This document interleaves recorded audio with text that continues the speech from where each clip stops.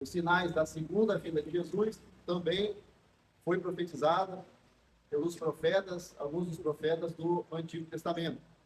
Né? Vimos que Daniel, Zacarias, Isaías, Joel profetizou sobre os sinais da segunda volta de Jesus. Né? Vimos também que Mateus 24, ele faz um paralelo com Apocalipse, né? Ali dos 4 primeiros selos, que são a questão dos 4 cavalos.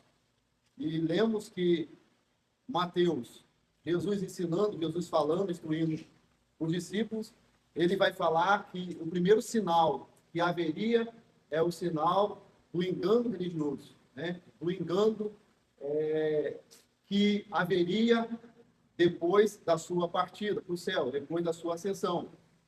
E ao longo da história nós vemos que isso vem acontecendo, né? Muitos se declaravam Cristo, né? Na época de Paulo, né?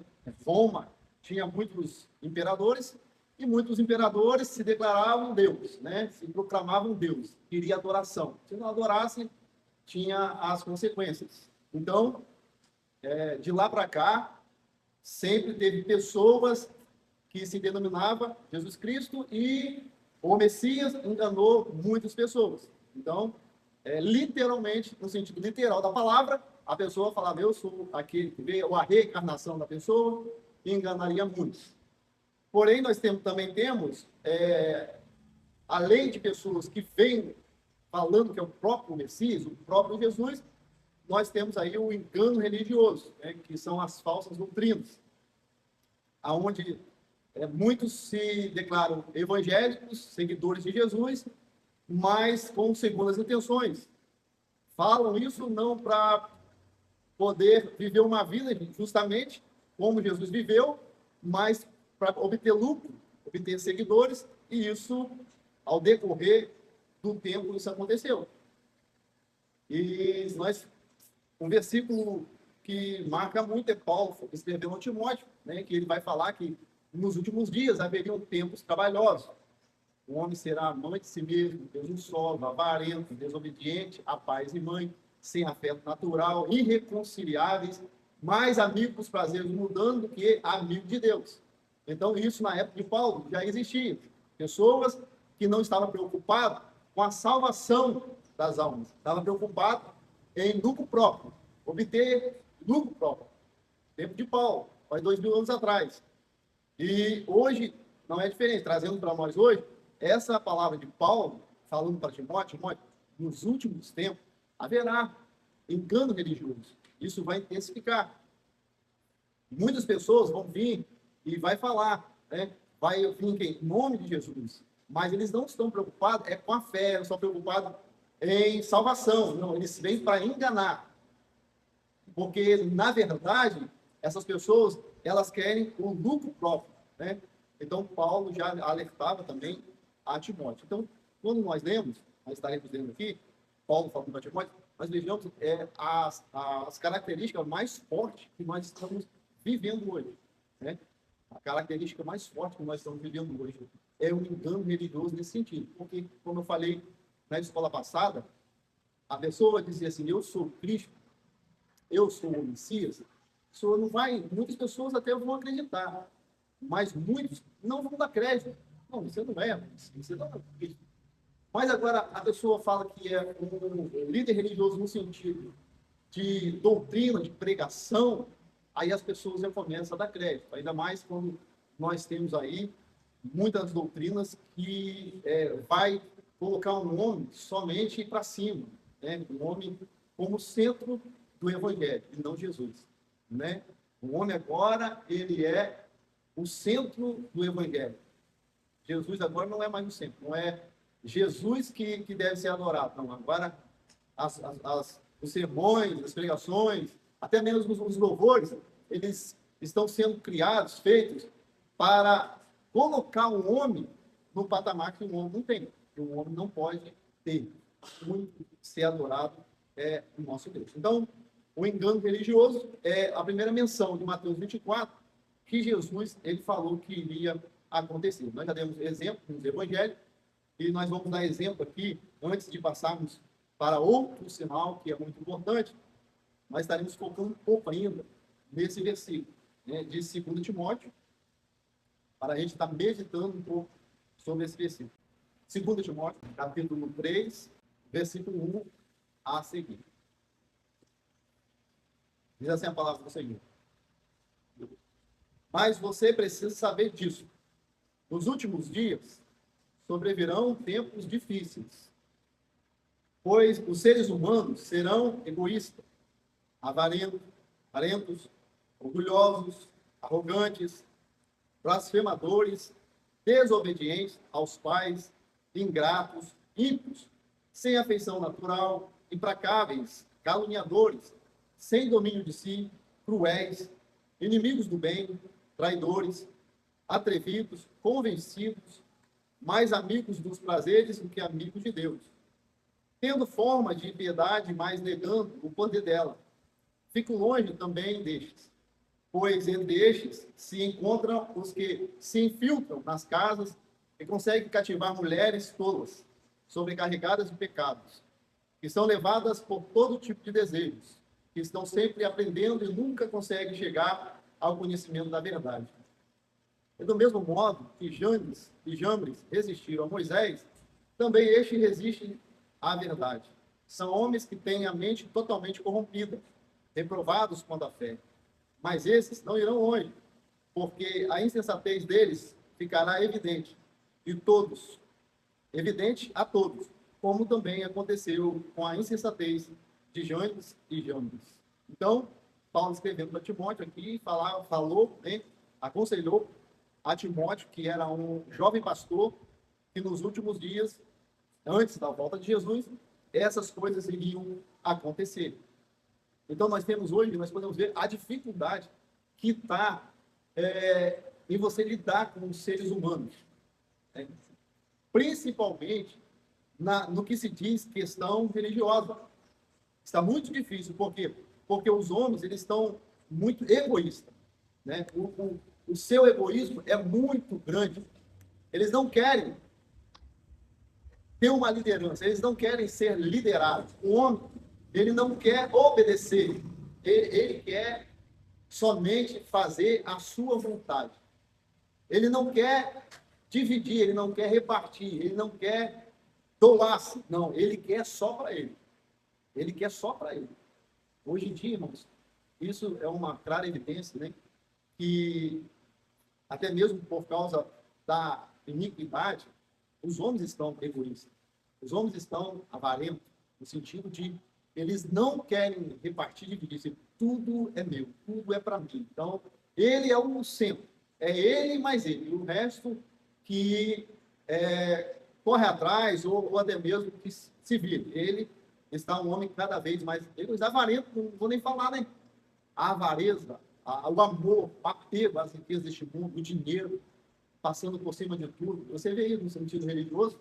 Outros pastores, líderes religiosos, não estão nem aí para as almas que estão perecendo. O ventre deles é o dinheiro. Eles querem um lucro.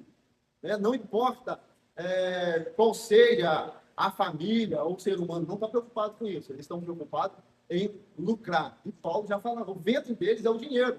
Se a barriga dele está cheia, ele não está nem aí se a barriga do outro está vazia. Se ele está comendo, está bebendo, está viajando, está fazendo tudo, ele não está nem aí com as pessoas. E isso nós vemos, irmãos, ao longo da história, muitos escândalos. Né?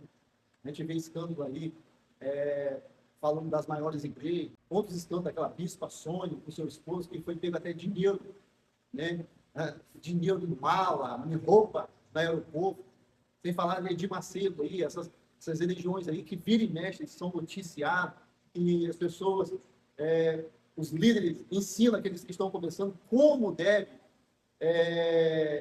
se deve tirar dinheiro do povo através da fé, né? Até cursos, como você arrancar dinheiro das pessoas através da fé tem. Então, olha só, lá Paulo já alertava Timóteo que esses homens estão, nos últimos dias, esses homens iriam acontecer.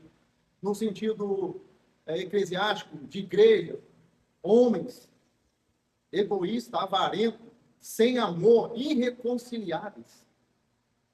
Pessoas que estão dentro da igreja, mas se pisar no calo dela, coitado, as consequências, não tem amor, tem somente o exterior de santidade, mas dentro, como diz Jesus, está podre.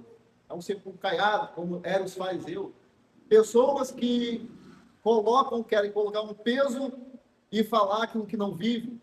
São pessoas hipócritas. Jesus chamou isso, é claro, de fariseu. São pessoas que você tem que fazer isso, você tem que fazer aquilo, que se veste uma carapuça de santidade, mas realmente não tem santidade nenhuma, só quer colocar peso no outro. Jesus, ele condenou essa classe, e hoje nós temos muito isso. Pessoas que se dizem muito santos e querem apontar um dedo para o outro, mas quando vai ser corrigido, não aceita. Mas quando vai ser exortado, não aceita. Mas quando vão ser questionados, também não aceita. Porque são pessoas irreconciliáveis, pessoas desobedientes, pessoas ingratas. E essas pessoas, irmão, a gente conversa e não tem retorno, não tem mudança. Isso tudo aqui é sinais da volta de Jesus. Mais evidente que isso, hoje na igreja, e Paulo faz aqui uma lista de características de pessoas que Timóteo iria ter que enfrentar nos últimos dias, lá no tempo de Timóteo, 2000 anos atrás. Agora, hoje, como que está? Hoje, nós estamos, a humanidade evoluiu mais, as pessoas têm mais condição, as pessoas estão bem mais aparamentadas com seus recursos. Então, cada vez que passa, isso só vai se intensificando mais. Irmão, vai parar? Não vai. Vai acabar? Não vai, porque um dos sinais da vinda de Jesus, claro, isso acontece no meio da nossa igreja. Tem pessoas? Tem, irmãos. Toda igreja tem pessoas com essa característica que Paulo está falando aqui. No sentido mundano, nem se fala. Você não vai. Está aconselhando Timóteo para a igreja. Você vai enfrentar pessoas, desse jeito aqui, traidores, convencidos, como eu já falei, pessoas convencidas e não convertidas. O que é uma pessoa convencida? Não importa o que você fala. O importante é a opinião dela. Não importa o que você fala. O que importa é a sua opinião. E como eu já falei, não existe dentro da palavra de Deus duas opiniões no sentido de que eu estou certo e você também está certo, ou você está errado. A opinião não é a opinião, é a palavra, é o que a palavra diz. Se eu tenho opinião a respeito de um assunto e você tem uma opinião a respeito desse assunto diferente, ou eu estou errado ou você está errado. Então não tem como nós tivemos as duas opiniões sobre aquele assunto e os dois estiver certo, diferente. Não. Eu tenho que chegar, eu tenho que ver, rever, ver se não. O caminho é esse, não? Nós estamos com você, ou você está comigo. Então, há pessoas que o que vale é a opinião dela. E aí nós vejamos que estamos aí na relatividade da verdade. Não é mais absoluta, a verdade é relativa. A verdade é o que eu penso. A verdade é o que você pensa. Irmão, desde a hora que você tem sua verdade, você respeita a Bíblia. Sempre nós estamos vivendo hoje nesse sentido. Você chega numa empresa, a verdade dela a respeito de Deus é a opinião dela e você fica com a sua. Então, você convive bem, mas a verdade é relativa. Você não pode julgar ela e ela nem pode julgar você. Né? Exemplo, uma pessoa espírita, uma pessoa da Umbanda, né? E o evangelho. Você tem que conviver, porque ela crê que do jeito dela ela vai para o céu. Aí você crê, não, a palavra diz que é só Jesus, não, essa é só a verdade. Isso é o que você pensa, não, isso é o que a palavra diz. Mas eles aceitam? Verdade relativa. Não existe mais uma verdade. Mas nós sabemos, né, que o único caminho para Deus é só Jesus.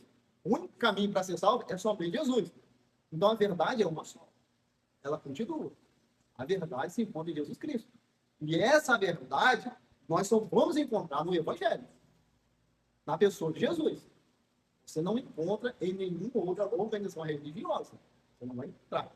Então, se tornou-se uma verdade relativa. Os homens não querem escutar. Querem ter sua opinião própria e daquilo fazer o que? A sua verdade. Mas a palavra de Deus é verdade. É por isso que o cristão que não se impõe, irmão, ele não vai ter perseguição nenhuma. Concorda?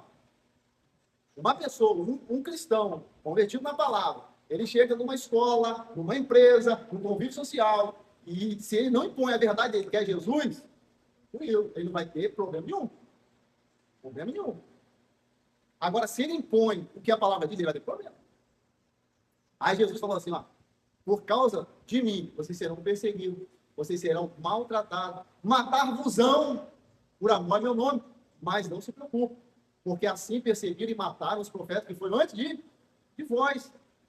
Agora, irmão, quer ficar tranquilo com a sociedade? Aceita a verdade dele. Aceita o que eles têm. Mas nós não, nós somos diferentes. É claro que você não vai uma questão de ofensa, de ofender o próximo que pensa o contrário. Mas você tem que falar de acordo com o que a palavra de Deus ensina. E aí quando nós pegamos o exemplo de Jesus, de Paulo, que era judeu, mas quando resplandeceu para ele a luz do evangelho, ele enfrentou os judeus, os seus irmãos, muitas vezes foi perseguido, quase morreu, sofreu, mas Paulo não negou a sua fé, como ao longo da história nós vemos que muitos sofreram martírio. Hoje nós vamos sofrer com o quê? Com uma desigualdade, uma indiferença. Tá? Você que pensa como a palavra de Deus e ao contrário das pessoas, você vai ter um olhar diferente, você vai ter um apontamento de Deus. Por enquanto, só isso. Mas nós sabemos que isso vai intensificar. Né? Quando o governo do anticristo começar a reinar, aí nós não temos nem opinião para dar, não vamos poder nem dar a nossa opinião, não vamos poder nem falar da nossa verdade. Nem no que cremos, nem no que adoramos, só ele que será o objeto de culto, o objeto de adoração. Então vejamos que aqui Paulo escreveu em Timóteo, é um sinais evidente antes da volta, da segunda volta de Jesus. O interessante é que Paulo, Jesus falou assim, olha, aquele que quiser vir após mim faz o quê? Renuncia a si mesmo, pega a sua cruz. Aquele que quiser, Jesus obriga? Jesus obriga? Não. Aquele que quiser vir após mim, renuncia a sua cruz. Olha o que Paulo dá as características desses homens, certo? Os irmãos conhecem alguém assim? Conhecem. O mais interessante é aí que Paulo fala assim, para Timóteo. Esses homens assim. Aí Paulo fala, agora, fique longe destes. Por quê, irmão? Porque tem pessoas que não adianta você falar. Pessoas que você fala e ele vem com argumento e fica com argumento. Pessoas que estão fora da palavra e quer convencer você. Aí Paulo fala, Timóteo, não fique de papinho. Desse faz o quê? Afaste-se, porque você não vai convencer. É uma questão até religiosa. Paulo falou acerca de lei. Falou assim, isso daí não vai levar ninguém a nada. Isso aí só vai piorar para aqueles que estão ouvindo, os contradizentes, aquelas pessoas que você está falando sobre lei, o cara fala sobre graça, e você fala da lei, a pessoa fala da lei e você fala da graça. Aí tem, sabe, aquela discussão. Nós somos salvos pelas obras. Aí, não, você tem que guardar. Não, se você não guardar, você está perdido. E você tem um debate, e daqui a pouco a voz começa a alterar, e você está na rua, e daqui a pouco todo mundo passa. Se for cristão para mim ficar assim, melhor estar em casa. Que vergonha, duas pessoas que falam do mesmo Deus, do mesmo Jesus, que está nesse estado. Não vai levar a lugar nenhum. Os contradizentes, esses homens aqui, que já estão com o seu coração, sua mente cauterizado, não tem como. Aí Paulo fala assim, não fique de conversa, tentando convencer, não. Afaste desses homens. Sai fora desses homens. Agora, quando você chega para um que quer ouvir a palavra, aí você tem todo o tempo de conversar, de explicar. E é bom, não tem pessoas. Essa semana, lá no trabalho, aí um jovem ficou curioso. Aí conversou com outro jovem, que trabalhava comigo no mesmo setor, ele foi para o outro. Pastor, tem um irmãozinho não jovem que quer tirar uma dúvida. Pode explicar para ele? Posso. Qual é a dúvida dele? A dúvida dele é por que Salomão teve 900 mulheres e hoje não pode. Eu falei, ele está com atenção. Ele está com atenção. Aí eu fui, não, na hora do almoço, vai lá no almoço e eu explico para ele. Aí daqui a pouco, comecei, aí passou o dia, no outro dia ele esteve lá. E aí, pastor, nós estávamos conversando lá, pastor, o cara fala até mais rápido, meio rápido, né? Pastor, por que na época de Salomão tinha 900 mulheres e hoje não pode? O que mudou? Naquele tempo não era pecado e hoje é pecado. Aí eu tive que explicar para ele, desde o começo. Deu uma explicação para ele e ele entendeu. Então, como é bom quando você conversa com alguém que quer ouvir, quer aprender. Aí o assunto flui, Agora, quando a pessoa quer debater, meu irmão, você não vai convencer. Porque quem convence é o Espírito Santo, não é você. Você pode passar o dia todo falando, toma lá da casa, você não vai convencer. Você não vai fazer. E Paulo sofreu muito com isso. Porque Paulo entrava na sinagoga, tentava falar do evangelho com os judeus, e os judeus nada. Aí Paulo lá, vocês não querem? Então agora eu vou para o gentio. Agora, o sangue de vocês, ó, agora eu vou pegar para o gentio. E os gentios estavam com o coração e com a mente voltada, querendo aprender. Aí aprendeu, e Paulo foi um grande, né, evangelista e pregou para os gentios. Então, irmãos, nós vemos que hoje as pessoas, muitas pessoas no sentido do evangelho, não querem, às vezes, dar ouvido. Os membros hoje, não todos, mas muitos, são rebeldes, né? Afrontam, não querem mais ser aconselhados, não querem mais ter uma opinião, não. São pessoas que a Bíblia do Senhor diz, mestres que andam conforme a sua concupiscência. E no tempo ali de Paulo falando, ele dá o exemplo de Janes e Jambres, que foi aqueles dois mágicos, né, que Moisés estava mostrando o poder de Deus, e ele agora, pela sua magia, a arte mágica também estava colocando. Não, eu também sei fazer. Fizeram a primeira, a segunda, mas na terceira Deus não permitiu que as artes mágicas deles funcionassem. Eles resistiram a Moisés ali, né? Então, esses homens resistem à palavra, resistem ao ensinamento verdadeiro, resistem a Deus. Mas esse homem, eu veio falar esses homens, é que estão com o seu coração corrompido. Olha, aí, esses homens vão pregar onde? Vão para a casa das mulheres. As mulheres prostitutas. Mulheres que não querem, que estão carregadas de pecado. E aí, quantos escândalos, né? Quantos escândalos. Eu não gosto de falar assim, de igreja nenhuma, mas muito aqui é conhecido. E nós tivemos aí um escândalo aí, se diz aos Gideões, né? Veio muitas coisas, informações à tona de pastores que pregavam a questão de dinheiro, a questão saía do Congresso, ia para lugares, né? Nem se nem falar. Isso tudo são coisas que Paulo já alertava de novo. E quantos, irmãos, escândalos de líderes evangélicos hoje está tendo? Nisso daí, o evangelho, não é porque o evangelho é ruim, o evangelho cai em descrédito. O evangelho cai em descrédito.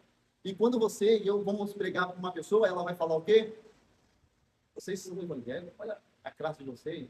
Aí, olha o pastorzinho fulano de tal, olha o missionário fulano de tal, olha o apóstolo que fez isso, que fez aquilo, e a gente perde a força. Fica sem força por causa do escândalo. Mas quem sabe a palavra de Deus fala, não, irmão, isso aí não é novidade. Porque Jesus já alertava, Paulo alertou sobre isso. Mas a palavra diz que é mista que vem um escândalo. Mas ai de quem vem. Ai de quem pratica. Ai de quem faz o escândalo. Então, sinais da volta de Jesus também a questão, primeira, religiosa, o engano religioso, e ele está baseado tanto na pessoa que se diz que Jesus, ela é o próprio Deus, tanto nas lideranças que traz doutrinas fora da palavra do Evangelho, também com pessoas que lideram, mas que estão preocupados somente em obter vantagem, em obter lucro, e não está preocupado com a vida da pessoa. O último tópico para nós ir para outros sinais, que são as guerras, aí Paulo escrevendo, ele vai falar que nos últimos dias virá a chamada apostasia. Muitos apostatarão da fé. Essa é uma das evidências mais claras antes da volta de Jesus, do abandono da fé. A gente falou aqui, englobando todo mundo. Pessoas que avarentam, pessoas que não, que irreconciliáveis, né? O amor acabando, isso aí é uma forte indício dos sinais da volta de Jesus. Mas haverá uma chamada apostasia. E essa apostasia, irmãos, já tem? Tem. No tempo lá de Paulo, já tinha? Já. Mas no último dia vai ser numa proporção muito maior.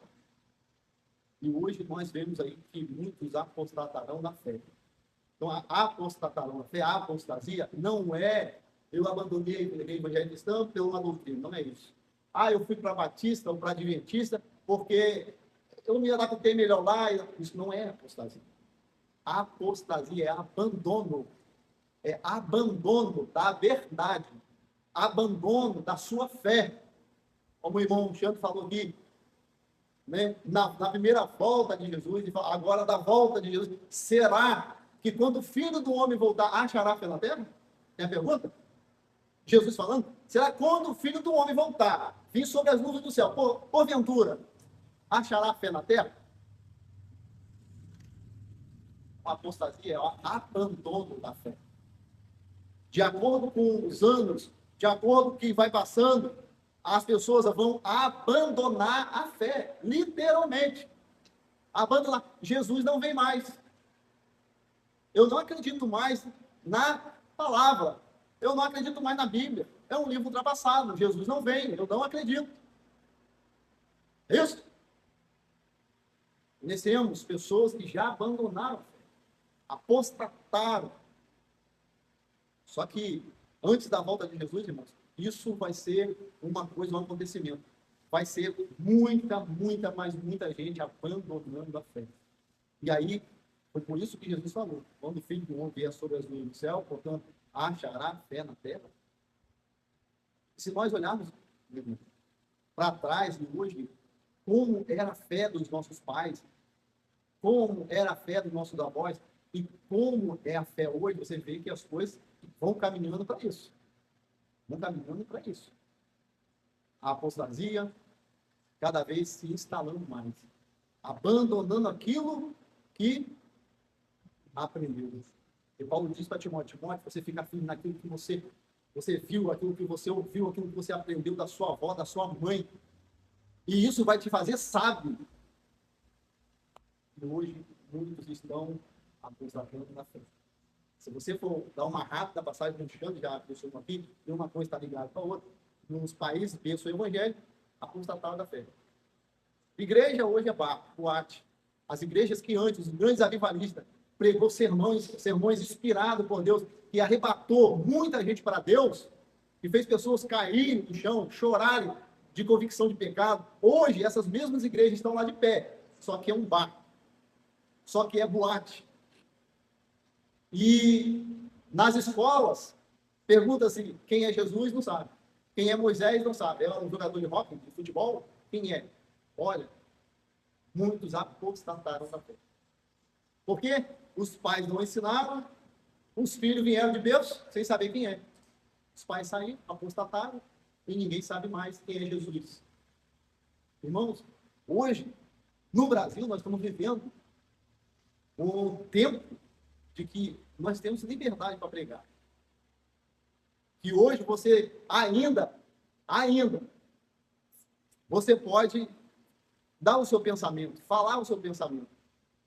Em sala de aula ainda, muitas vezes, você pode falar para quem você serve, que é Jesus. Mas daqui a um tempo, isso não vai ser possível mais. As gerações passadas, nós vamos ficando velhos, vamos partindo, e os nossos filhos, onde são? Nossos filhos, como que virão? Essa nova geração aí, 18, 20 anos, a gente já vê a dificuldade que eles estão tendo para manter a fé deles. Você já imaginou isso há 15, há 20 anos para frente? Vai ser difícil, meu irmão. É orar a Deus para nós manter os nossos filhos vivos na fé, como nossos pais nos manteram. E ainda mais como as coisas vão evoluindo. Esse sistema aí que já está organizando para a manifestação do anticristo. Leis contra cristãos, leis contra família, projetos que vai banir da escola o ensino religioso, você não pode mais falar, vai ser muito difícil. Então, o abandono na fé vai ser muito grande. E é um dos sinais evidentes da volta de Jesus. Isso vai acontecer, o evangelho vai ser pregado, e depois faz o quê? Vem o fim. Quando a gente chegar lá no último versículo, que é, e o evangelho será pregado a toda criatura, então virá o fim, aí os irmãos vão entender, talvez, porque ainda Jesus não veio. Não vou colocar aqui ainda, porque esse versículo é final. A gente está começando dos sinais. Mas o porquê que Jesus não viu, né? Porque ainda tem muitas pessoas para ainda Jesus salvar nessa terra, né? Partimos nós agora para o versículo onde a gente está, Mateus. Então, o primeiro item que Jesus mencionou em Mateus 24, qual foi? Os irmãos podem me ajudar? Qual foi o primeiro item? O engano religioso. Então, o primeiro sinal, antes da volta dele, ele falou, é o engano religioso. Aí, o segundo item aí, é isso. Fica atento. Ó. E vocês ouvirão falar de guerra e o quê? Guerra, rumores de guerra. Será que até hoje, desde a volta de Jesus, teve guerra? Será que teve guerra? Rumor de guerra, então? Apocalipse agora, no capítulo 8, do segundo cavalo, que é aquele cavalo vermelho, que está com a espada, e foi dado para tirar a paz, né? E ali significa guerra. Aí nós vamos ver, decorrer da história, se teve guerra. Os sinais claros da volta de Jesus. Teve guerra? Teve guerra.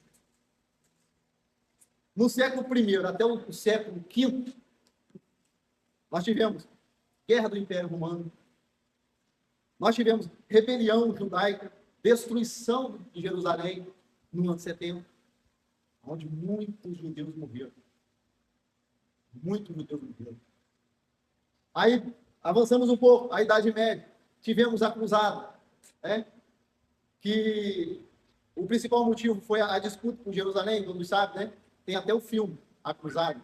Então, os europeus tentaram conquistar Jerusalém, europeus cristãos contra os muçulmanos, que na época seguiam, né, o profeta Maomé.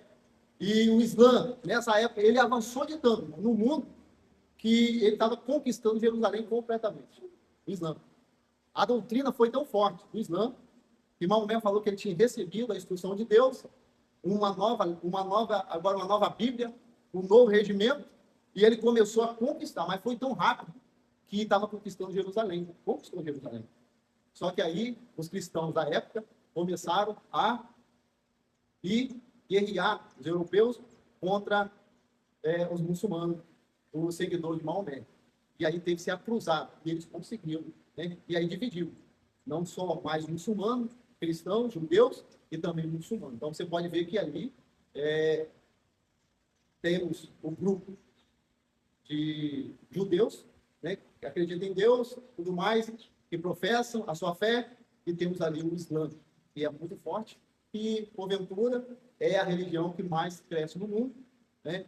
A estimativa é que até 2030, uma estimativa, um cálculo dos grandes estudiosos, que o Islã ultrapassa os cristãos, né? Isso aí é uma estimativa, porque é uma religião que mais cresce no mundo hoje, é o Islã. Hoje ainda, falando com evangélicos, ortodoxos, católicos, já tudo isso junto é os cristãos, tá? Mas o Islã é um só. É um pouco só. O Islã, ele acredita no profeta Maomé, que foi um profeta abençoado por Deus. Eles têm as suas mesquitas, né, para ser adorado, que fica em Jerusalém. Ela está construída aonde acredita que foi no lugar onde Abraão levou Isaac para ser crucificado. Então, todos eles acreditam no Alcorão, que é a Bíblia, vamos dizer deles, ele é seguido pelo Alcorão. Entre suas, entre suas prioridades, todo muçulmano, né, ele tem que, uma vez na sua vida, ir a Meca, a sua cidade. Toda a oração deles tem que ser voltada para Meca, né, voltado lá para Jerusalém, aonde tiver. Eles têm, são 3 orações por dia, se eu não me engano, tem mais, mas acho que são 3 vezes que eles oram por dia.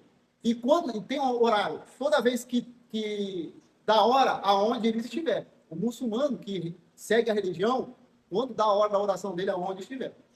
Ele tem que voltar ao rosto para a Meca e fazer lá as suas orações. Deus, né? Alá. Alá. Deus, Alá, mas em Jesus Cristo não. Para o Islã, Jesus foi uma pessoa que fez boa ação, veio na terra, mas não como Messias, como aquele que veio salvar. Isso aí não.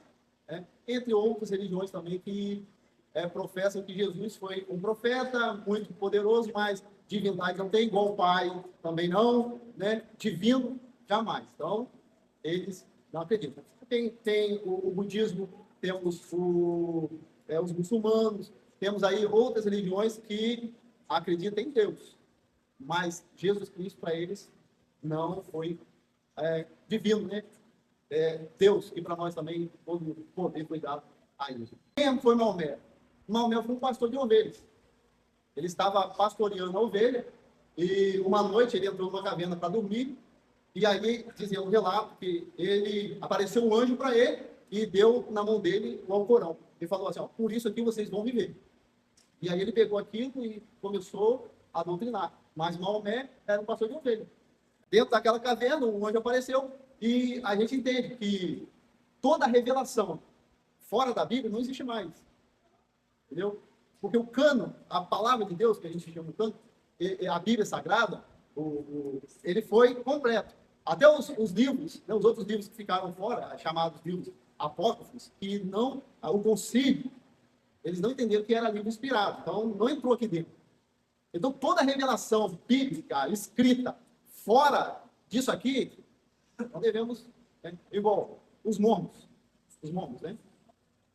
O seu idealizador, José Smith, ele estava no quarto dele e apareceu um anjo para ele também e deu as escritas para ele. Falou assim, isso aqui vai ser a régua. E ele agora falou assim, não, então vamos montar uma nova igreja, que é a igreja dos mormons. Mas ninguém recebe a revelação nova, irmão. O que já foi revelado, tá aqui, ó. Paulo falou assim, ó. Paulo falou assim, ó. Todo aquilo que não é o evangelho de Jesus Cristo seja anátema, seja maldito. Então, a Bíblia é a única regra de fé, prática, é o único livro confiável que nós devemos seguir. Irmão, Ellen White. Ela era uma profetisa, recebeu de Deus o grande conflito. Bom, nada. O único é a palavra de Deus. Não há outra revelação a não ser a palavra de Deus. Não existe. Quando foi escrita, a palavra de Deus foi traduzida. Ela foi traduzida. A tradução que se deu do latim, né, o grego, que fez essa tradução, porque a Bíblia, no seu original, e ela foi escrita, se eu não me engano, ela foi, a sua tradução, que foi São Jerônimo, que traduziu, ela foi traduzida 72 livros. 72. É chamada a Septuaginta. Vocês vão ver esse nome?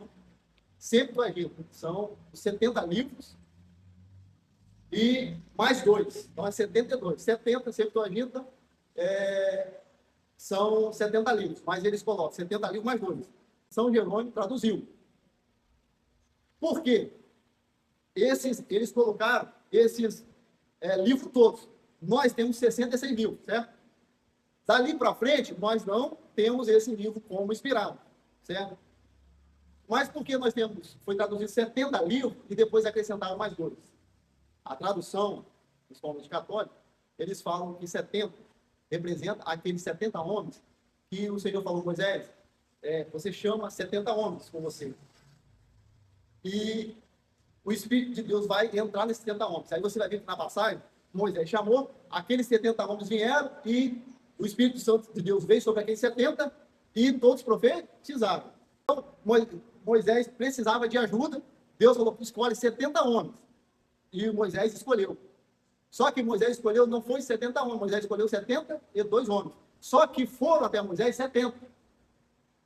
E profetizaram. Aí a Bíblia diz que tinha 2 que estavam fora do arraial. Então são 70 mais 2 que estavam fora do arraial. São 72 livros que a tradição católica, eles acreditam que foi traduzido pelo chamado São Jerônimo. Porém, desses 72 livros, o concílio, um dos primeiros concílios, eles não tiveram os outros livros como livro inspirado. Os livros inspirados são 66 para nós. Então, da onde vem essa crença nossa, né? Por quê? Porque muitos da igreja, homens, pais da igreja, eles reconheceram somente 66 livros inspirados. O resto é conteúdo histórico. Você pode ler, não tem problema nenhum. Você pode ler para você fazer suas pesquisas. A gente, quando estuda teologia, as primeiras coisas que você estuda são isso aqui.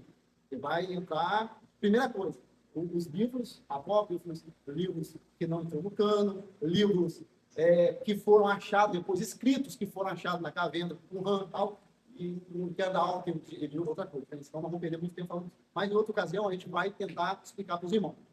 No que bate para a gente, aqui o que a gente tem que falar, chega aqui, é que toda escritura, ou todo escrito que está fora da palavra, que as pessoas falam que é inspirado, que foi recebido de um anjo, de um profeta, Deus desceu do céu, Jesus apareceu, os irmãos, nós não devemos acreditar, porque já foi tudo escrito, está aqui. Tá? Nada, nem nada. Ah, irmão, aqui, ó, tá vendo, irmão? Isso aqui, ó. Isso aqui, Jesus não falou completo. Paulo esqueceu de falar isso aqui, e nós recebemos uma revelação. Igual, irmão. Uma heresia. Aonde que está escrito o juízo investigativo? A doutrina, aqui, do juízo investigativo. Que Jesus, ele saiu do santo e foi para o santíssimo e está fazendo a expiação dos pecados. Aonde? Então, olha aí. Heresia. Por quê? Porque alguém falou que recebeu isso de Deus, foi arrebatada, olha só, foi arrebatada e ela recebeu de Deus. No caso da lei. Olha que interessante, a profeta. Eu fui arrebatado pelo Senhor, entrei no primeiro compartimento, vi a arca da aliança, escreve no seu livro. Ela escreve no seu livro, não pode escrever. Entrei dentro, vi a arca da aliança, olhei para dentro da arca da aliança, ali estava a vara de Arão que floresceu, estava o pote de maná e estava a tábua porém o quarto mandamento brilhava. Onde tem isso? Está vendo? Mas recebeu a revelação da palavra de Deus. Mas já está revelada. Jesus fez a expiação uma vez por todo. Acabou. Não tem nada de expiação. Jesus está, nesse momento, me julgando. Faz minhas obras. Não. Jesus já fez na cruz uma vez. Então, tudo que está fora da palavra de Deus, daqui da Bíblia, como escritura, nós não devemos. Profeta, seja apóstolo, seja profeta. Paulo falou, um anjo, se descer um anjo, olha que segurança. Se descer um anjo do céu, pregando outro evangelho que não seja, que seja maldito. Amaldiçoou. Então acabou. Tudo que foi escrito foi, para nosso ensino foi, e está contém nesses 66 livros. Agora, se os irmãos quiserem aprofundar nas escrituras, tipo assim, eu quero conhecer o livro de Tobias, de Macabeus, que tem a história de Macabeus que a gente vai usar aqui, né, quando fala Daniel, se eu não me engano, é o capítulo 8, ou 7 ou 8, que vai falar da profanação do templo, né, quando eles invadem Jerusalém e ali destroem o templo de Jerusalém, ali profana, né, o santo ali, o lugar santíssimo. Aí tem o chifre pequeno, que aí na história é Etíoco, Epifânio e tal. Isso daí tem lá escrito, lá no Macabeus. Aí você vai com questão histórica. Você vai ler, mas você vai ver que aquilo lá não é inspirado. Você não pode trazer como base para uma doutrina. Não, você pode trazer como história, como a gente fala assim, de acordo com muitos historiadores, na época, assim, você pode estar usando o seu sermão, não tem nada a ver.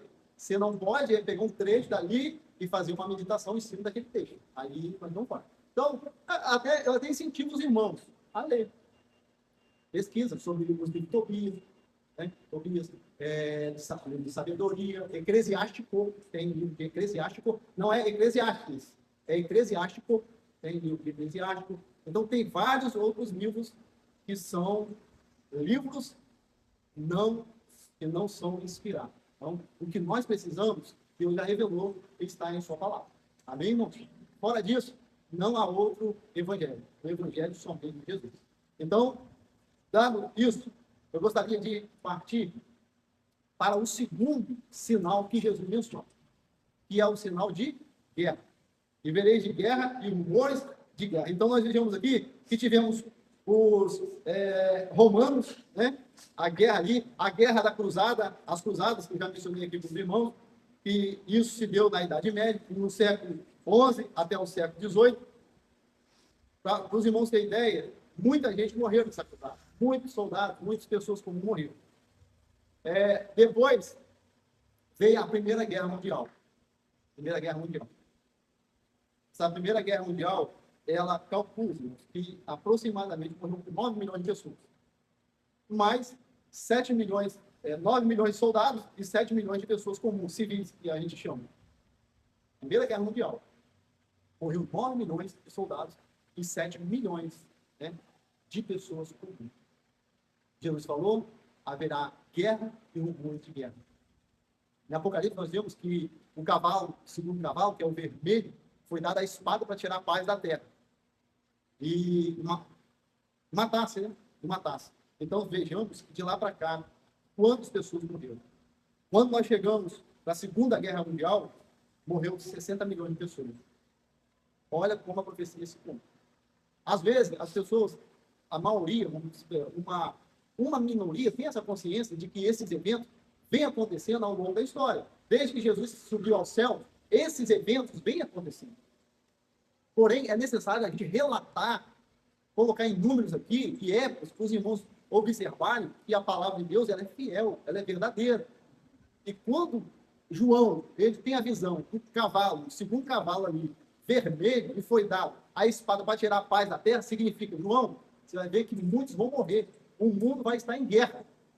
O mundo vai estar em guerra. E o mundo está em guerra. O mundo está em guerra. Segunda Guerra Mundial, 60 milhões de pessoas morreram. Os principais conflitos no Oriente Médio do século XXI. Região marcada por conflito contínuo. Causas políticas, religiosas e territoriais. Né? Forte influência de potências estrangeiras. No Oriente Médio, sempre houve guerra. Sempre teve guerra. E aí, ao decorrer do tempo, não ficou somente no sentido ali Palestina e Israel. Ele começou a envolver outras nações. Principais conflitos que nunca acabam. Israel e Palestina. E está longe de acabar. Guerra do Iraque. Lembra? Saddam Hussein. Guerra civil da Síria. Guerra no Iêmen. No Iêmen ali, irmão, a guerra é direta. A guerra ali é direta. A guerra no Iêmen não acaba. É porque nós não temos relato na mídia. A mídia não vai mostrar isso. A mídia, eu vou trazer depois, a fome, a mídia não vai mostrar isso, meu irmão. Jamais que a mídia vai mostrar isso aí, não vai mostrar. Isso aqui, é nós que temos que alertar os irmãos, falar disso aqui, mas mídia não vai mostrar isso aí para você, para nós. Repórter, a guerra no Iêmen já dura um século. Milhões de mortos, não vai falar. De maneira nenhuma. Fatores de conflito. Consequência, milhões de mortos refugiados. Crise humanitária grave.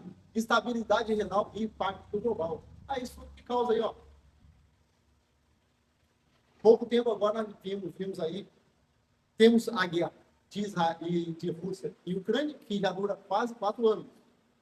Nós estamos aqui em paz, mas o povo está vivendo em guerra na Ucrânia. Nós estamos aqui tranquilos, mas você vai ver, na Ucrânia, já quase 4 anos de guerra. E está morrendo gente? Está morrendo gente. E, então, isso traz o quê? Traz agonia. Agora você imagina o pai, para a mãe, para aqueles que perdem pai, para aqueles que perdem irmão, para aqueles que perdem filho. Igual a gente viu no conflito, né, de Israel, né, que tivemos agora há poucos tempos, tantas crianças debaixo dos escombros. Aí as pessoas, irmão, só passa a imagem, principalmente a mídia, só passa a imagem boa.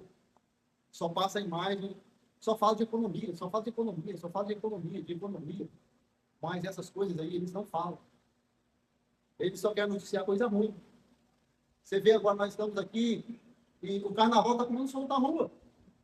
Os blocos aí no Brasil todo, está aí os foliões lá, ó. E só coisa boa, aí chega à noite, você vai assistir um jornal e bloco tal. E o povo mesmo tem que alegrar. E o povo mesmo, e quem está lá na Ucrânia se morrendo, quem está passando fome, e a guerra aqui não se acaba, isso aí não quer noticiar, né? Ele só quer noticiar coisa boa, mas os conflitos, haverá guerra e rumores de guerra. E Jesus está falando, Jesus está mostrando que ao longo do tempo morreu muita gente e ainda está morrendo por guerra. E isso é a volta do Filho de Deus. Mas você vê noticiado isso aí? Você vê alguém falando disso? Não vê. Não tem. Não existe. Até um vídeo, se você gravar um vídeo falando dessas coisas, o pessoal não quer saber. O pessoal não quer. O pessoal só quer coisa boa. O pessoal só quer falar assim, a economia vai estabilizar. A economia vai, ó, o governo, o próximo governo vai dar jeito. Quem vai dar jeito nesse mundo? Quem vai dar jeito nesse mundo? Se der jeito, irmão, a profecia não se cumpre. Se o governo dá jeito nesse mundo agora, a profecia é mentirosa. Mas nós sabemos que não vai dar jeito. Não vai ter. As dores de parto vai se intensificando cada vez mais. Até chegar a hora de dar luz, até a hora do filho do homem vir. Então nós, a Bíblia fala, nós somos do dia, nós somos da noite, devemos ficar ligados. E temos ferramentas na nossa mão hoje. Você pega, você tem o relógio do fim do mundo, por exemplo. Passou agora, essa semana no jornal. Foi? Viu? Passou o relógio do fim do mundo. E não falta mais um minuto, é alguns segundos para o fim do mundo. Porque o relógio do fim do mundo, o relato dele é o acontecimento global, as catástrofes, os maremotos, o terremoto, o aquecimento global. E aí eles relatam isso aí e falam assim, ó, o mundo vai sofrer, daqui a pouco, colapso. O mundo vai entrar em colapso. E aí vai chegar um momento, por que entrar em colapso? Vai chegar um momento que não tem jeito. Para onde você vê, não tem saída mais. A economia, a fome é muito, a guerra é muito. Tudo não tem saída. É igual a palavra diz, vai correr do Oriente para o Ocidente. A pessoa, tem gente querendo construir em Marte, porque a Terra já não está dando para ela viver. Entendeu? Tem gente que já comprando passagem para Marte. Querendo fugir. Ah, vai fugir muito. Vai muito se esconder. Então, não tem jeito. Então, para esse relógio, no juízo final, a Terra, a qualquer momento, vai entrar em colapso. E aí, segundo eles, o mundo acaba. Mas para nós não é assim, não. Não está nem aí para relógio do fim do mundo, não. Relógio do fim do mundo. Nós sabemos muito. A gente deve ficar impressionado com nada disso, que nós já sabemos o que vai acontecer. A profecia está aqui. Os terremotos vão ser mais constantes. A fome vai aumentar. A miséria vai aumentar.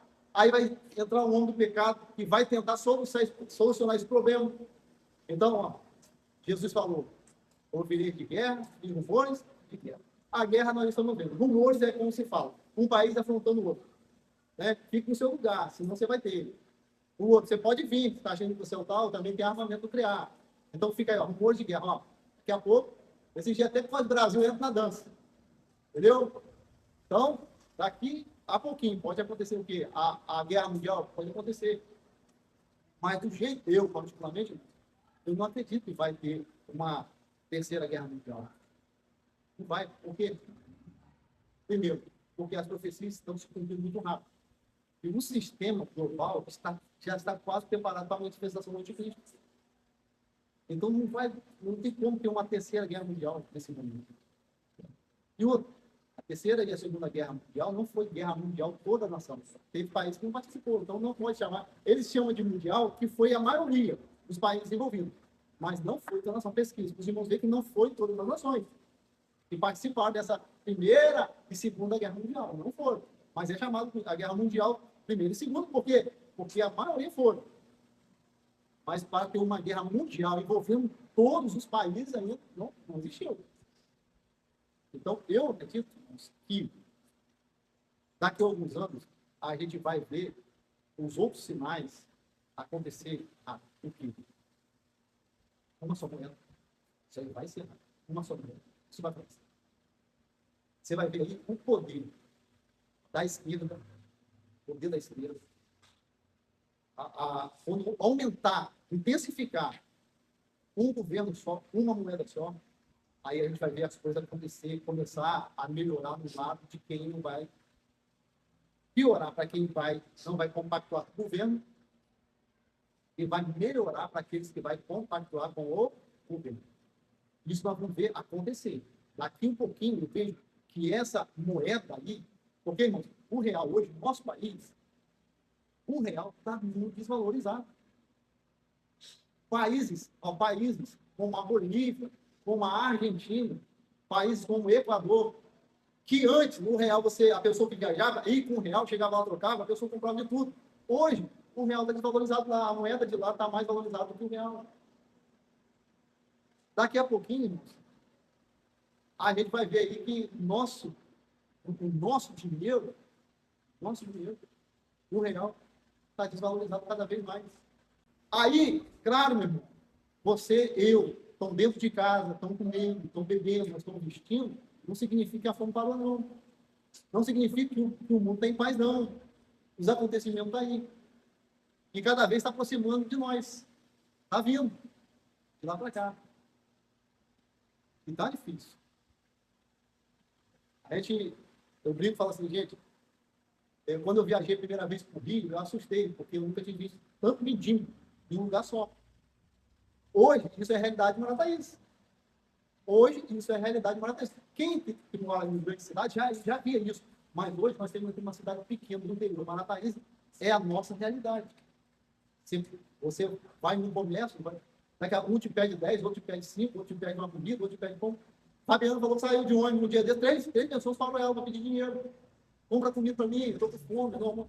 Então, é a nossa realidade aqui hoje. E vai se intensificando, irmão. E essa profecia da palavra se cumprindo. Guerra, rumores de guerras. Quantos refugiados tem no Brasil hoje? Tem refugiado da Síria, tem refugiado de Israel, tem refugiado até da Ucrânia, tem no Brasil refugiado. Venezuela, então, nem se fala. Tem mais de 2 milhões de pessoas vivendo na fronteira ali de Brasil e Venezuela. Naquela cidade ali, a cidade do Brasil. E aí a fome é grande. Pessoas que não têm o que comer. Você já viu na fronteira do México com os Estados Unidos? Dia após dia são centenas, dezenas de pessoas presas, tentando fazer o quê? Atravessar para ter uma vida melhor do outro lado. É a terra boa, é a terra que todo mundo quer para os Estados Unidos, mas para chegar lá, a pessoa não tem dinheiro. Aí paga, chamado coiote, para levar, atravessa ali o México, o deserto, o rio, e muitos morreram tentando entrar nos Estados Unidos. Tentando, todo mundo procurando uma vida boa.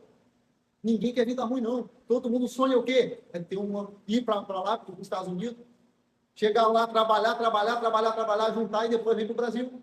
Não é isso? Todo mundo querendo ir para os Estados Unidos. Ninguém querendo ir para a Nova Terra.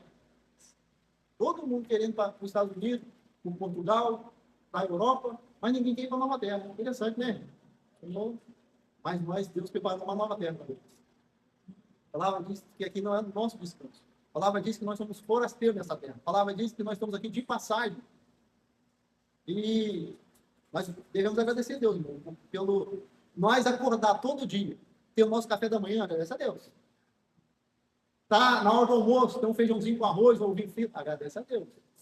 Chegou à tarde, tem lá um alimento, agradece a Deus. Um cafezinho com biscoito. Janta, um lanche, agradece a Deus. Tem gente que tem uma refeição só por dia. Na África, tem pessoas que passam 3, 4 dias sem comer. Sem comer nada. Tem outros lugares, tem pessoas que têm uma refeição por dia e não reclamam. Porque a fome é demais. Não é triste. Então, nós temos aí, estou falando nem da fome, os sinais da volta de Jesus estão evidentes. E cada vez vai apertar. Então, irmãos, que essas guerras, rumores de guerra, está escrito na palavra de Deus. Vai ter alguém que vai dar jeito? Vai ter. A única pessoa que vai fazer com que a economia estabelece, as coisas fluem, só o anticristo, no seu governo. E a gente vai trazer aqui qual é a condição que ele vai dar. Qual é a condição que ele vai dar? Mas enquanto isso não chega, guerra, fome, desemprego, é isso? Saúde. Ai de nós, meu irmão, se não fosse Deus. Ai de nós, se não fosse Deus. Porque a saúde hoje no Brasil, é Deus que está nos sustentando. Então, nesse aspecto, esse homem vai reinar, as coisas vão melhorar, claro, mas tem condição da adoração somente para ele. Outro item que a palavra de Deus, ele falou, é a fome. Vamos ao longo da história, a fome foi muito grande. Aí quando você pega a Idade Média, teve uma grande fome na Europa. Uma grande fome da batata na Irlanda. Na Irlanda teve a fome da batata. Por quê? Porque o país, a sua agricultura era a batata. A renda daquele país era as lavouras de batata. E deu uma praga que devastou a plantação de batata. Em consequência, muitos morreram. Primeiro, por causa que não tinham dinheiro para comprar comida. E segundo, que teve uma doença. A doença matou foi muitas pessoas na Irlanda. Isso no século XIX. Agora, século XX, China, África, Europa, depois da guerra. Porque quando tem guerra, logo em seguida vem a consequência. E a consequência é o quê? A fome. Se destruiu tudo, não tem economia, não tem mercado, não tem onde comprar. E vai fazer o quê? Automaticamente vai ter fome. Então, essas guerras civis que tem aí, a fome até. Aí você fala assim, hoje, igual eu falei, agradece. Hoje, nesse momento, mais de 673 milhões de pessoas passam fome no mundo. É bom? Tem uma estimativa que hoje a Terra tem 8 bilhões de habitantes. 8 bilhões de habitantes. Então, olha aí, 673 milhões passam fome. Geral. No mundo todo. No Brasil, 26, no Brasil, mais ou menos, 26,5 milhões de pessoas passam fome. O Brasil tem 200 e alguma coisa, milhões de pessoas. O Brasil hoje tem 220 milhões de habitantes. Brasil. Então você vê que no Brasil, 26,5 milhões de pessoas passam fome. E quando falo fome, não é comeu hoje, aí comeu no almoço e depois tem uma fome extrema. Desnutrição. Tudo relacionado à fome. Não tem de comer. Nordeste é a capital que mais tem pessoas passando fome. Não é brincadeira. Você olhar e ver que tem 26,5 pessoas no Brasil, nesse momento, que não tem nada para comer. É doído, não é? Doído. E aí a gente vê que é por isso que hoje nós, todo brasileiro do mundo, nós estamos numa correria muito grande. Por quê? Porque nós não queremos fazer parte dessa estatística aqui. Porque quem passou fome sabe o que é. E se for dormir, você vai dormir quando não tem o que comer. Você não tem o que comer. Aí, o que vai fazer? Vai ter que roubar. Vai ter que vender o corpo. Vai ter que fazer alguma coisa. Então, meu irmão, a profecia, haverá fome, né? Na África, como eu já disse, que é o país que mais... A África é o país mais pobre. Mais pobre. Tem pessoas, eu sigo alguns missionários no Instagram, e é coisa de você ficar impressionado. Se você não tiver estômago psicológico, você chora, você lamenta, você fala o que é. São crianças que não tem roupa, não toma banho, não tem água. Não é só fome, não tem água. As crianças é tudo sujo. A roupa é tudo rasgada, não tem roupa. Não é que ela não quer trocar de roupa, ela não tem roupa. A casa é barro e lona em cima. O fogão é um pedaço de barro e lenha. Não tem fogo, não existe fogão a gás. Não existe fogão a gás. Não existe. A comida é caçando rato, não mata para comer rato. Não mata para comer, assado, ensopado. Não é brincadeira, meu irmão. A realidade. Vai lá. Pesquisa lá, bota lá no YouTube, você vai ver lá, os missionários lá como é. Mas os servos de Deus estão lá, pedindo ajuda, aí chega com um monte de vinho, chega com roupa, com suco. Aí vocês precisam ver as criancinhas, né, em fila, e quando pega um prato de comida, aí começa a agradecer. Obrigado, Jesus, pelo alimento. Aí aquele monte atrás responde, obrigado, Jesus, pelo alimento. Não é brincadeira. Mas nesse momento as pessoas estão morrendo de fome. Profecia. Agora, o mundo quer olhar para isso? Isso não dá igual para ninguém, irmão. Isso não dá ibope para ninguém, para nenhuma rede de televisão, para nenhum influenciador, não dá ibope, isso não dá ibope. O que dá ibope, sabe o quê? O que dá ibope? O que dá ibope é a pessoa lá, os influenciadores de iate, de noção, ostentando, dá ibope. Mas as criancinhas passando necessidade, passando fome, a roupinha tudo rasgada, né? Aquela barriga inchada, que não tem nada ali. Né? É realidade, irmão, é realidade. Só que, infelizmente, o mundo, eles desviam o olhar para a realidade. Mas Deus, irmão, Deus está atento a tudo. Deus está olhando para a África, está olhando para a Ásia, Deus está olhando para a Ásia. Mas só que a palavra dele tem que se cumprir, meu irmão. A palavra dele tem que se cumprir. Então, aí quando nós vivemos isso, aí a gente dá mais valor ao pão puro, que às vezes não tem comer nisso. Às vezes, nossos filhos hoje é criado com muita regalia, graças a Deus. Você vê o que Deus não está vendo. Você pode toda manhã ir na padaria comprar um quentinho, um queijinho, ou uma manteiga, à tarde. Aí o filho passou, papai, estou com fome. Não, tem biscoito aí, tem, na geladeira tem suco. Isso aí, não é bênção de Deus. Seu filho, nós, graças a Deus, né? Em casa, graças a Deus, nunca passamos dificuldade, né? E isso é bênção de Deus. Mas nós temos pessoas que não têm o que comer um grão de arroz para comer. É triste, né? Mas é a palavra de Deus se cumprindo. Então, eu vou ficar até assim, meio assustado. Assusta-me. Isso aí é, mas a palavra de Deus nos garante. E Davi falou, ó, eu sou velho, um moço, mas eu nunca vi um justo perdão. E nem a sua dele. Olha a garantia que Deus está falando. Por que não faltou pão na sua casa? E quando faltou, Deus providenciou?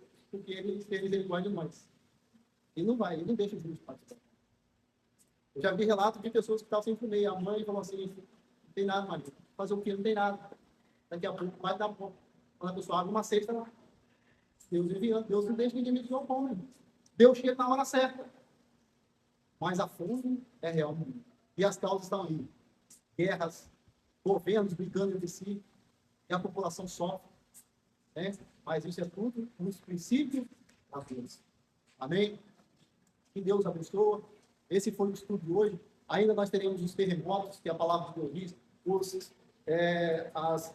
os acontecimentos naturais, que são os sinais do sol, o sinal na lua, né? A atmosfera, anunciando que Jesus está voltando. Amém? Que Deus abençoe. E nós oramos também pelos esses irmãos que estão em guerra. Rapidinho, eu vi o pastor pregando, ele falando que um dia ele estava pregando, aí, depois da pregação, o irmão chegou para ele e falou, vamos jantar lá em casa? Aí o pastor falou assim, vamos jantar na sua casa. Aí quando ele saiu, o outro irmão falou assim, irmão, se fosse você não ia não. Não ia não, irmão? Não. Por quê? Depois da ajuda ele vai te chamar para orar. Para orar? E quantas da hora para ele? Tem certeza? O pastor foi, jantou, descansou, daqui a pouco, pastor, vamos ali orar. Tem um monte de gente ali, vamos orar. Não, irmão, vamos orar. Ele falou, isso era umas 9 horas, vou orar. E o joelho dele, o pastor e o irmãozinho. Ele está ali ajoelhado. Daqui a pouco, deu 1 hora, o pastor, o joelho está aumentando. 2 horas, o pastor já estava de pé. 3 horas, o pastor não aguenta mais, já deitou. O irmãozinho, orando. Aí o pastor, deu 4 horas de oração para o pastor. Irmão. Já está na hora, irmão. Não, mas calma aí, só mais um minutinho. E foi. Quando chegou 6 horas da manhã, o pastor já está dormindo. Aí o pastor perguntou assim, meu irmão, o que você tem tanto para conversar com Deus? O que você tem tanto para pedir? E nós estamos aqui já 8 horas de oração quase. Aí falou, pastor, quando eu estou orando, eu começo a pedir a Deus pelas pessoas. Aí quando eu estou orando, a pessoa fala assim, Deus começa, ora para aquela pessoa que está no hospital. Aí quando eu oro para a pessoa que está no hospital, ele me fala, ora para aquele país que está passando fome. E vai passando guerra. E para a Dona Maria. Então, toda vez que eu estou orando, Deus vai levando ele para orar para alguém. E ele falou, e ainda é pouco. Então, essa experiência devemos trazer para nós. Quando vamos orar para aqueles que estão passando necessidade. Porque às vezes nós devemos dizer, obrigado pelo pão, pela minha família. Mas você não ora para quem está passando fome. Eu estou em paz, mas tem alguém que está em guerra. Eu estou com saúde, mas tem gente comigo no hospital. Então, vamos aprender também a orar. Né? E que Deus venha ouvir a nossa oração e ter misericórdia dessas pessoas. Amém?